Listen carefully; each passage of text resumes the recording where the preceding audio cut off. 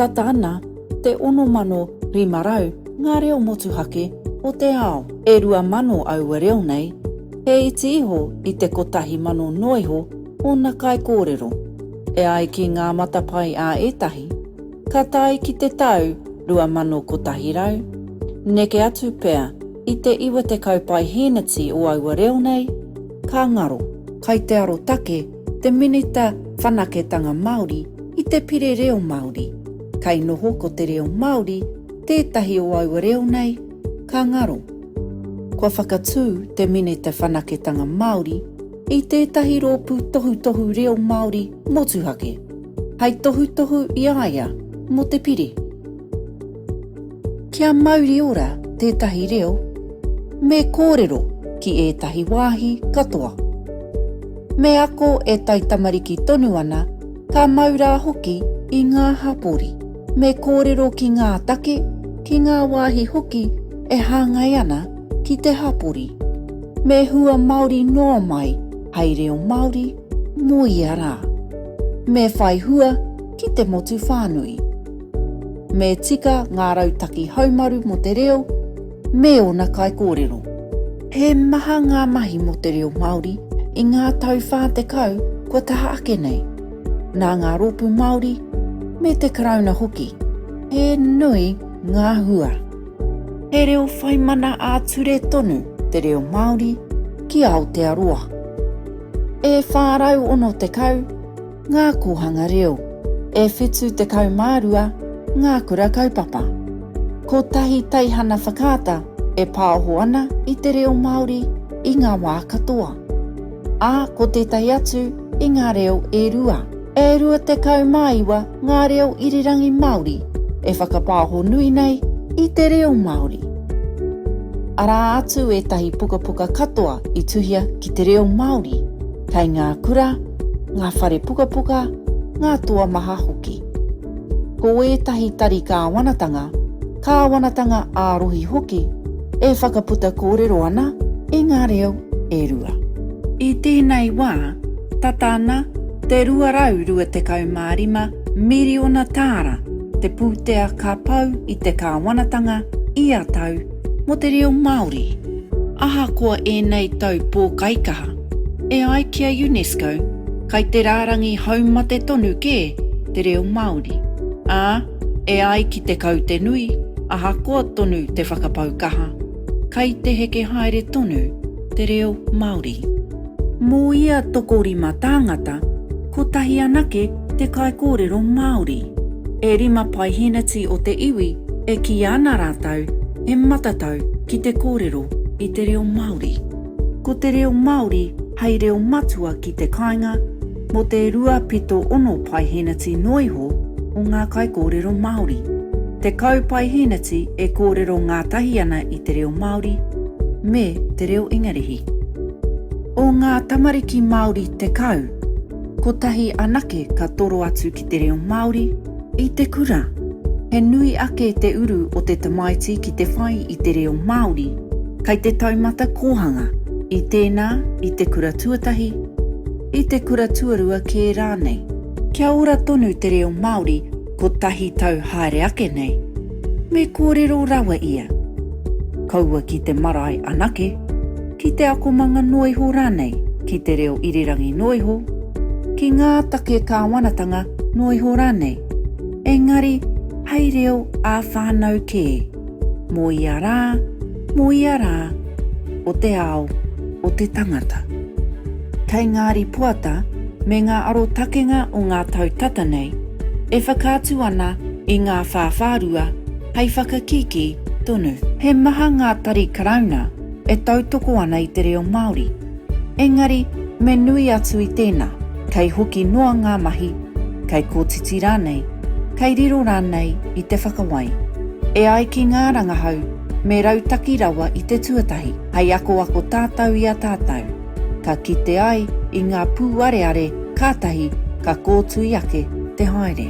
He wāhi nui tō te karauna mo te rautaki reo, ko te wāhi pai mōna, ko te tautoko i te motu whānui ki ngā kaupapa, pēnei i te whakatairanga i te hua o te reo, te whakaūrautaki reo hoki ki āna mahi. Pēnei I te mahi mātauranga, te mahi hauora, te mahi pakihi. Ko te whakahaumaru hoki I ngā hapori me ā rātou kaupapa mahi. He tino wāhi nui hoki tō te whānau, tō te hapū, tō te iwi, mō ngā kaupapa hapori me te whakatairanga I te reo ki te kāinga. I mua atu, kāri te tautoko mai mō ngā whānau, hapū iwi, hei kōkiri kaupapa reo ārohe. Me nui te tautoko mai I te reo Māori e te karauna, e ngā whānau, hapū, iwi hoki. Mā te whakamārama ake I ngā mahi a tēnā. Ka mārama ake ki te hua o te mahi ngātahi. Mā te mahi ngātahi rawa e whai hua ai te katoa. Nō mua tonu I te pōtitanga o te tau 2014, te pānuitanga tuatahi ki te whare paremata o te pire Reo Māori. Ka puta I reira ētahi whakatake katoa a te marea mo te pire nei me te rautaki Reo Māori hoki. Nō reira I huri ai te meneta whanaketanga Māori hou ki te arotake I taua pire, hei mua I te whakamanatanga e te ture. Ko te kaupapa o te arotake motuhake nei, a te rōpū tohu Reo Māori, kia whai kiko tonu te pirena me te rautaki Reo Māori hoki, e ora tonu ai te Reo Māori mō ake tonu nei. Ki tā te rōpū tohu, ko te take o te pire nei, kia mārama te ara rautaki whakamua mo te Reo Māori. Kia huhua ngā mea angitu mo te Māori, hei kōkiri whainga mo te reo. Kia mārama tā te iwi Māori me tā te karauna mahi mo te Reo Māori. Kia whakahau kia tautoko hoki I ngā mahi ngātahi. Ka kia tēnei ahunga hau ko te whare o te reo Mauriora. Nau mai hara mai ki te whare o te reo Māori, he whare reo Mauriora. Tēnā, ka titiro tātou ki ngā wahanga o tō tātou whare. Ko te teko, ko te ture Reo Māori. Hei teko, hei kaitiaki, mo te reo e tiaki ana hoki I o tātou tūmanako mo te reo.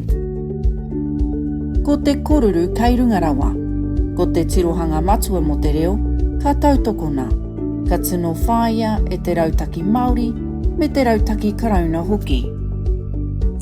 E rua ngā taha o tēnei whare. Ko tahi taha ki ngā whānau, hapū, iwi. Ko tahi taha ki te karauna. Ko ngā maihi, ko ia maihi nei e rautaki kē. Ko tētahi mā te iwi Māori. Ko tētahi mā te karauna.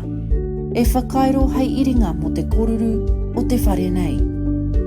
E amo ake ana I ngā maihi, ko ngā amo. Ko ngā amo e rua, ko tahi ko te iwi Māori, ko tahi ko te karauna. Ka aro nui te amo Māori ki te hapori me te kāinga. Ka aro nui kē te amo karauna ki te motu whānui ki te marea whānui. Kei raro o ia amo ko tōna paipai. Ko te paipai, ko ngā tangata katoa nei o Aotearoa, Māori mai, Pākehā mai. E tapatahi ai hei whakatutuki I o tātou tūmanako mo te reo. Tēnā, kia hau ake tātou ki roto I te whare. Kia mahara, e rua ngā taha ki tēnei whare. Ko te taraiti, ko te taha iwi Māori. Ko te taranui, ko te taha karauna.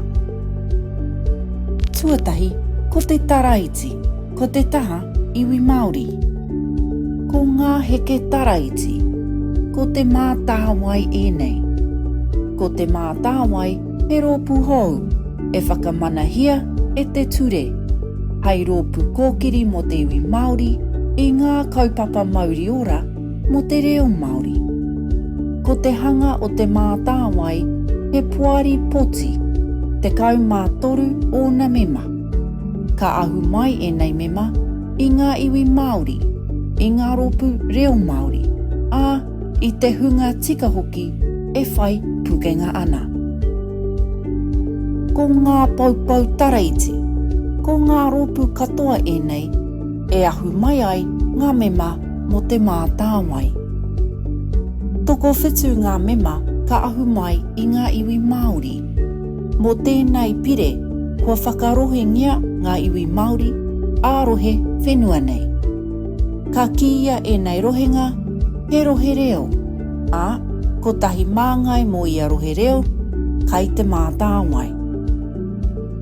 Te tai toke rau, tai nui, mā tātua, te arawa, te tai rāwhiti, te tai hauauru, te waipaunamu. Ko ngā rōpū reo Māori ka whakarōpūhi anō kia whā ngā wehenga, ara, mātauranga, papāho, hapori, me ngai Māori noho taone nui. Ko tahi māngai mo ia wehenga nei, kai te mātāwai. Ka kia tēnei kāhui rōpū, ko te reo tukutuku. Kai roto i te kāhui rōpū nei, mātauranga, te kohanga reo, te runanga nui o ngā kura kaupapa Māori o Aotearoa, te ringa raupā o ngā kura āiwi, te tauihu o ngā wānanga, papāho, te whakaruruhau o ngā reo irirangi Māori o Aotearoa, ngā aho whakaari, hapori, ngā kai whakapūmau i te reo Māori, te runanga o te ātārangi, te rōpū wahine Māori toko i te ora, te kaunihera Māori o Aotearoa. Ngai Māori noho taone nui, te mana Māori noho taone, numa. E rua atu anō ngā tūranga o te mātāwai mo te hunga e whai pukenga ana. Ka whai e nei tūranga hei whakakiki i ngā whāruarua o te mātāwai. Tēnā, kia tahuri tātou ki te rātaha o te whare. Ko ngā heke taranui, ko ngā minita karauna e nei, e whai kawenga ana mo te reo Māori. Ko ngā paupau taranui, ko ngā tari karauna e nei, e whai kawenga ana mo te reo Māori. Pēnei i te taurawhiri i te reo, te māngai pāho, te pauaka whakaata Māori, te manatū taonga, te tāhuhu o te mātauranga, te mea, te mea. Ko te tāhuhu, ko te huinga tēnei o te mātāwai me ngā minita, hei wānanga, hei rautaki. Ka kia ko te runanga reo tēnei, ko tāna mahi he rautaki ara mo te reo Māori kātahi, ka arotaki hoki i ngā whaihua o aua rautaki rā. Ko ngā tukutuku, kai ngā taha erua o te whare, kai wainga i ngā paupau. E whakātu ana i ngā tini tauāki kōrero me ngā rautaki mahi a tau, a te krauna me te mātāwai mo te reo Māori. Ko te papa kōrero, ko te papa e whiti kōrero ai, te tūmuaki o te mātāwai me ngā tūmuaki o ngā tari kāwanatanga. Mā te papa kōrero hoki e haumi ai ngā mahi katoa, kia tutuki ai ngā whāinga ngā tahitanga mo te reo Māori. Ko te pautoko manawa, ko te reo Māori. Ka whakamanahia te mātāwai e te ture. Hei arataki i te rautaki reo Māori. Hei whakamana ngātahi me te minita whanaketanga Māori i te rautaki reo Māori a te kāwanatanga. Hei arotake i ngā ripuata a ngā tari kāwanatanga mo te whakatinanatanga o te rautaki i a ngai Māori i ngā tari kāwanatanga anō hoki.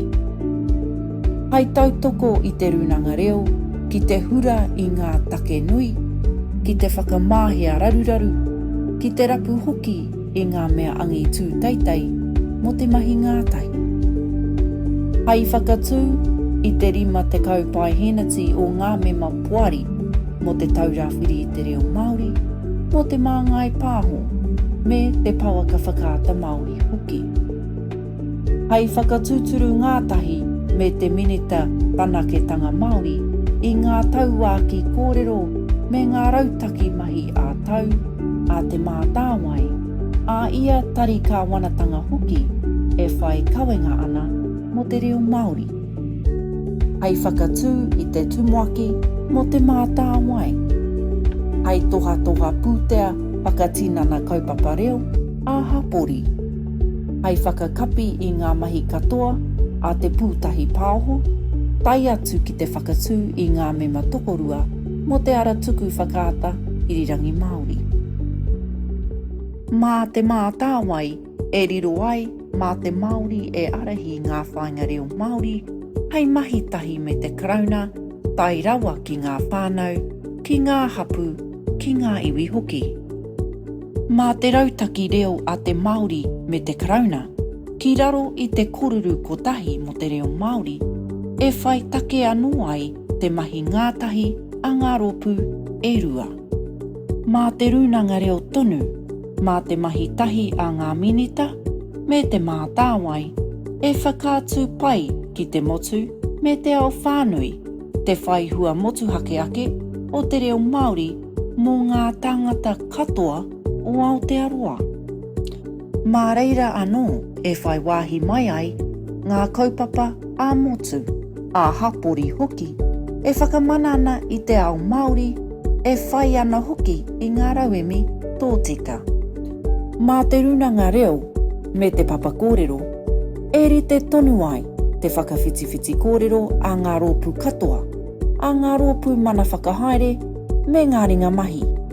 Ā, mā roto i ngā tikanga ngātahi, ka nui ake te mahi ngātahi me te arotaki hoki i ngā rautaki.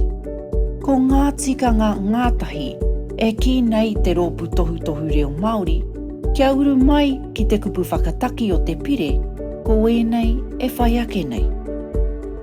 Ko te reo Māori, te reo tūturu o Aotearoa. Heke iho mai ana te mana toitū o te reo Māori. He wairua tō te reo Māori, e mau nei i tōna mauri take mai. Ko ngā whānau, ngā hapū, me ngā iwi, ngā kaitiaki o te reo Māori. Ko te reo te mauri o te mana Māori. Hei waiora te reo Māori mō ngā whānau, ngā hapū me ngā iwi. E mau ai te reo Māori me kōrero iho ki ngā whakatupuranga heke iho. Hei taonga te reo Māori i raro i te wahanga tuarua o te tiriti o Waitangi. E mōhio ana te karauna, e whai hua motu hake ake te reo Māori mō ngā tangata katoa o Aotearoa. Mā te mahi tahi ki ngā whānau, ngā hapū, ngā iwi hoki, arā mā te mātāwai, e toi tū tonu ai te reo Māori. He reo whai mana a ture te reo Māori ki Aotearoa. Ko te reo Māori hai tohu motuhake mō Aotearoa. Mā enei tikanga ngātahi e arahi te runanga reo ki te tohu i ngā take nui, i ngā tautoko, i ngā rauemi tōtika hoki mō ngā mahi rautaki nei. Mā konei e whai hua ai ngā tangata katoa o te motu, o ia hapori hoki, kia eke ai ki ngā tūmanako ngātahi mo te reo Māori. Ko taku whare, he whare wānanga, he whare piritahi, he whare reo Māori, he whare reo Mauriora e aheiha.